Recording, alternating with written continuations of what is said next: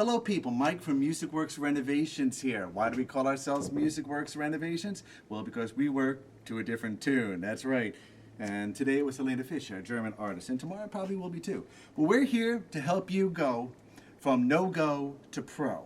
If you're a do-it-yourselfer at home. Guys, your wife is probably wanting that new deck. Well, she wants it to look good, she wants the lines clean, she doesn't want to spend a lot of money, and she's hoping that you can do it. So I got a few tips for you to try to help that go a little more smoothly than you might have anticipated. First, I'd like to bring you down here. Not everyone has the kind of tools to lay these boards. There's a specific tool that actually grabs this board and twists it.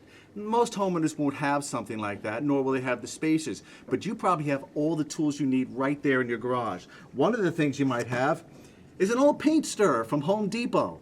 It seems simple, it seems inconsequential, but this is just about the right width to go between our Trex decking boards.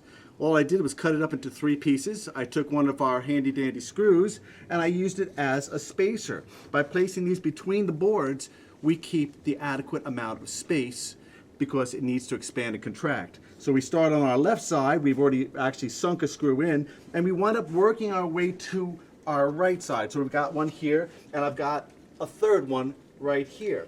Now as you plant these guys in, oh, first let me put a screw in here, but if you're wondering, this is for the next video you get. So as you put these screws in, you're going to see there's a little bit of wobble here. Well, Mike, how do we fix that problem? Well, you probably happen to have one of these laying around the house, which is a straight slot screwdriver. By placing it right here next to the board and hammering once in or twice in, we're pulling back on the board, because even though these are Trex decking and they're composite, they're not always straight. Believe it or not, they do flex, they do curve. So by putting a little bit of pressure, I take my screw gun and using the screwdriver at the same time, I just screw it right in. Of course, I should have the battery that's charged because that helps.